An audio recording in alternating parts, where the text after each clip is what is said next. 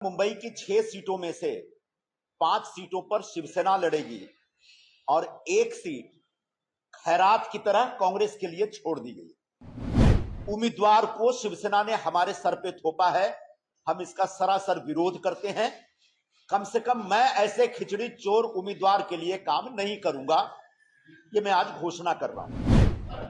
आज सुबह सुबह शिवसेना ने मुंबई की 4 सीटों पर अपने उम्मीदवार घोषित कर दिए हैं और मेरी जो जानकारी है 5वें सीट का उम्मीदवार भी वो कल परसों तक घोषित कर देंगे।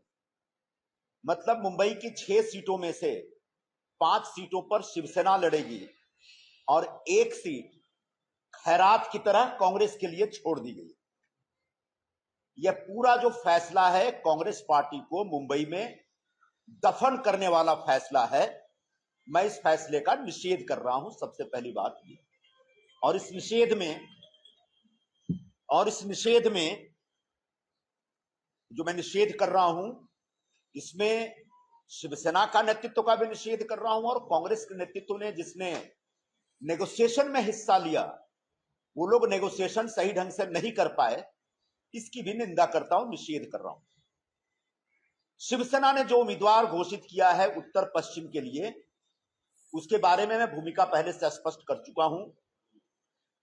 उस उम्मीदवार के ऊपर भ्रष्टाचार का आरोप है, ईडी के द्वारा छानबीन जारी है और भ्रष्टाचार का भी जो आरोप है वह कोविड के जमाने में जो मुंबई के गरीब प्रवासी मजदूरों को मुफ्त भोजन कराने की जो योजना थी, उस योजना में से कॉन्ट्रैक्टर से उनने दलाली ली। जो खिचड़ी सप्लाई की गई थी, उस खिचड़ी सप्लायर से उन्होंने दलाली खाई है, जिसकी छानबीन हो रही है। और ऐसे खिचड़ी चोर उम्मीदवार को शिवसेना ने हमारे सर पे थोपा है, हम इसका सरासर विरोध करते हैं। कम से कम मैं ऐसे खिचड़ी चोर उम्मीदवार के लिए काम नहीं करूंगा, ये मैं आज घोषणा कर रहा हूं। दूसरी बात, कांग्रेस पार्टी का नेतृत्व जो हमेशा भ्रष्टाचार के मुद्दे पर हाई लेवल एक ग्राउंड लेते हैं, हमेशा एक हाई मोरल ग्राउंड जिसको हम कहते हैं वो ग्राउंड लेते हैं। क्या इस नेतृत्व को यह नहीं दिखा कि हमारे क्षेत्र में जो उम्मीदवार पेश कर रही है शिवसेना, उस पर भ्रष्टाचार के आरोप हैं? तो मैं अपने शीर्ष नेतृत्व से अपेक्षा करता हूं कि ऐसे उम्मीदवार के संदर्भ में वो निश्चित तौर पर आपत्ति दर्ज करेंगे और उनका जो एक हाई मोरल ग्राउंड है भ्रष्टाचार के संदर्भ में, जिसको लेकर के सदा हमारी तरफ से बयानबाजी होती है, उसको लेकर के भूमिका स्पष्ट होगी। तीसरी बात, जो सबसे महत्वपूर्ण बात है, कि हमारा जो नेतृत्व है उसको चिंता नहीं रह गई है। जो मुंबई में या पूरे देश में जो कांग्रेस के कार्यकर्ता हैं या कांग्रेस का कहीं स्थापित नेतृत्व है, उस नेतृत्व की शायद कोई चिंता नहीं रह गई। पिछले 10 दिनों से 15 दिनों से मेरे से किसी की कोई बातचीत नहीं हुई है। किसी ने एक बार भी नहीं पूछा कि आपकी क्या अपेक्षा है और आपकी अपेक्षा पूरा करने में हम क्या कर सकते हैं, अगर ये नहीं कर सकते तो क्या कर सकते हैं।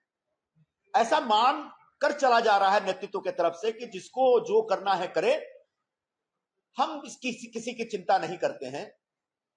तो मेरा मुद्दा यह है कि एक तरफ कांग्रेस का नेतृत्व पूरे देश में न्याय पर आधारित एक घोषणा पत्र जारी कर रहा है और हिंदुस्तानी समाज के अलग अलग वर्गों को न्याय दिलाने की बात कर रहा है। ठीक उसी वक्त उसके अपने कार्यकर्ताओं के साथ न्याय हो रहा है कि नहीं, उसके अपने जो स्थापित नेतृत्व हैं उनके ऊपर कोई अन्याय हो रहा है कि नहीं, इसकी चिंता नहीं है। तो ये जो न्याय की बात करने वाले लोग हैं, कैसे उनके अंदर अन्याय हो रहा है, इस पर वो ध्यान नहीं दे रहे हैं, ऐसा मेरा मानना है। शीर्ष नेतृत्व से मैंने अपेक्षा की थी कि मैं लगभग 5 वर्षों से 2019 में चुनाव हारने के बाद से लगातार अपने क्षेत्र में सक्रिय हूं और मुझे हक मिलता है, मेरा हक बनता है यहां से चुनाव लड़ने का। लेकिन शिवसेना ने दबाया और हम दबते चले गए और आखिरकार आज दृश्य यह है कि हम पूरी तरह से उस शिवसेना के सामने सरेंडर हो गए हैं जिसकी अपनी कोई अब वक़्त नहीं रह गई है। बहुत ज्यादा शिवसेना का जनाधार है ऐसा नहीं माना जा सकता, यह सिर्फ एक प्रकार का एक हाइप है ये। और ऐसे कम जनाधार वाले पक्ष के सामने कांग्रेस का सरेंडर करना निश्चित तौर पर कांग्रेस का एक तरह से मैं समझता हूं कि एक श्रद्धांजलि लिखने का एक कार्यक्रम शुरू होने जा रहा है, ऐसा मुझे दिख रहा है। मैं अपने शीर्ष नेतृत्व से इतना ही कहना चाहूंगा कि मैं एक आध हफ्ते ज्यादा से ज्यादा अब इंतजार करूंगा। मुझे मालूम है आप लोगों के मन में चिंता यह होगी कि हम अगला निर्णय क्या ले रहे हैं। मैं साफ साफ कहना चाहता हूं कि मेरे सामने अब सारे विकल्प खुले हैं, मैं विकल्पहीन स्थिति में नहीं हूं। अब जो होगा आर पार होगा और आने वाले एक आध हफ्ते में इस प्रकार की घोषणा आपको सुनने को मिल जाएगी। तब तक के लिए मैं निश्चित तौर पर अपने नेतृत्व की जो भी एक उनके मन में हमारे जैसे तमाम कार्यकर्ताओं के लिए जो भावना है उस भावना का इंतजार किया जाएगा। अब इससे ज्यादा इंतजार करने का वक्त, एक हफ्ते से ज्यादा वक्त नहीं दिया जा सकता, ऐसी मेरी घोषणा है। राजकारणातील प्रत्येक अचूक बातमीचे सर्वात आधी अपडेट्स मिळवण्यासाठी सरकारनामाच्या सर्व सोशल मीडिया प्लॅटफॉर्मला लाईक, फॉलो आणि सबस्क्राइब करा। तसंच सर्व नोटिफिकेशनसाठी बेल आयकॉन प्रेस करायला विसरू नका।